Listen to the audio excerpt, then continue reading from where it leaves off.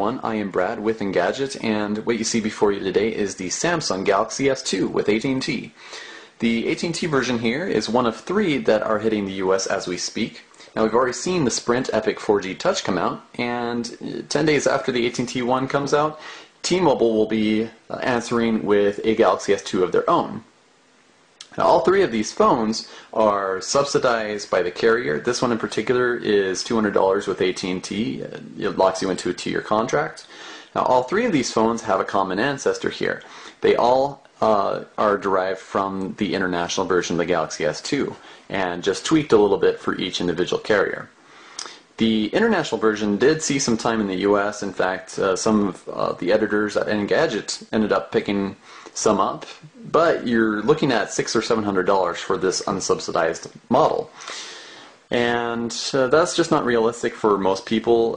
Certainly $200 is much more light on the wallet, and most people are okay with going with a 2-year commitment. So certainly the international version is for you if you don't care to have the contract and you just want to have something that's completely unadulterated.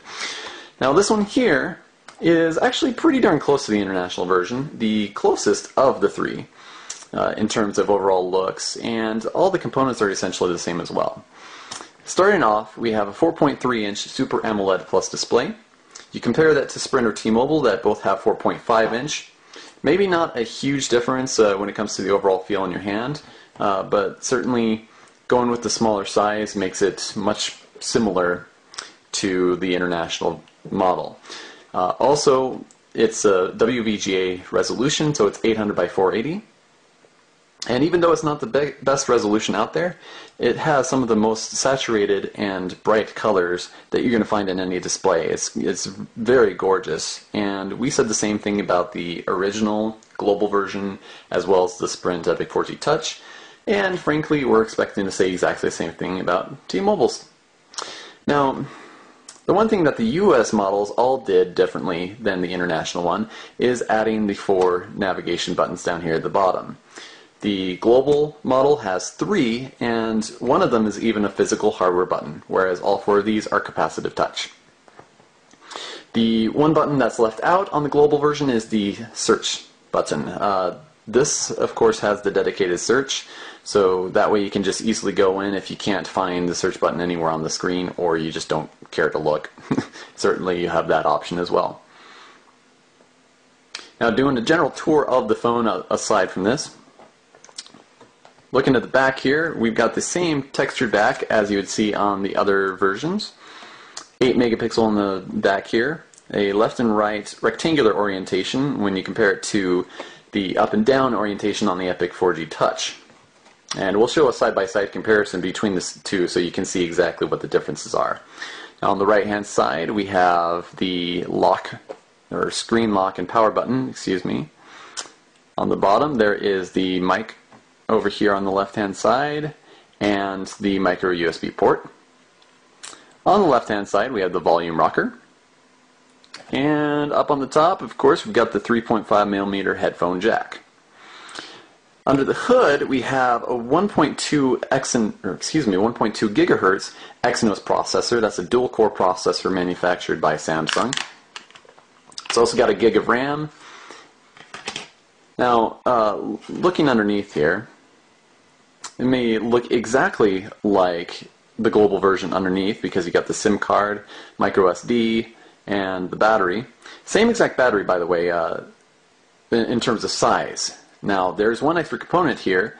Let's see if we can get a close-up. That is near-field communication right there.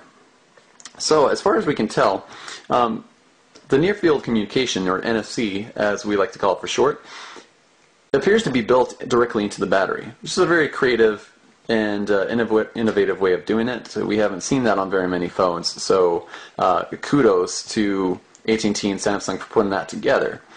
Now, we already knew that NFC would be some part, or take some part, in the AT&T model here.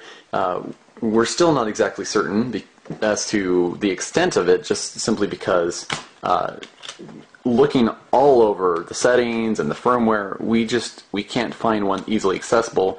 We're kind of assuming that it's in the firmware and just waiting just lying dormant until AT&T and ISIS work out their agreement and are able to come out with some sort of NFC solution, and at that point a new update would come out and enable that feature. But at least we've got the hardware, we know there's instances of it in the firmware, so we know it's coming out. It's just not quite yet. So we don't want to get your hopes up if you buy the Galaxy S2 for AT&T and think, oh yeah, we can use the NFC. Well, it may not actually be there right away. So just as a fair warning. Aside from that, as you can tell, we've got the speaker grill on the right hand side and nice little bump here. Now in terms of thickness, this is 8.9 millimeters at its thinnest point. It is slightly thicker than the global version, which is 8.5 at its thinnest point. So not sure where the difference is in the thickness, why it's thicker when every other part of the phone seems to be modeled after that particular version. As you can tell, you've got more squared corners, which is virtually the same. If you take a look at comparison photos between this and the original, it's virtually the same. Now also, the Samsung Galaxy S2 is running off of Android 2.3.4, so it is a gingerbread device. Now, it's got TouchWiz user interface overlaying the Android, so you're definitely going to see a heavy Samsung influence here in everything that you look through. For example, you go into the app tray, you got the left to right orientation instead of up and down. It's also very customizable, so you can go in and edit. And I can move apps around. Let's move over there. I can put them into folders, which is another thing that we absolutely love. For example, since I'm not a big fan of the bloatware, these are apps that I just never use. They come pre-installed on the device. That's one of the joys of going with a carrier customized device, of course. I can just put them in my very own folder and tuck them away, so even though they're in the app tray, they're still completely out of the way, and it just makes it easier for me to actually find the apps that I do use and get to them much quicker and easier. The Galaxy S2 also takes advantage of a few sensors within the phone to implement motion control. Some of the interesting things that you can do with it, for example, is you can use motion to move apps around. You can use it as an alternative to pinch and zoom. So let's say the messaging icon here, instead of moving it around with my finger, if I want to be truly lazy about it, then I can just move left, right, just tilt the phone around and move it to whatever screen I want to. Also, let's say I go into the internet, I can just use I can press two fingers onto the screen and tilt up and down, and that's going to do the same thing as the pinch and zoom.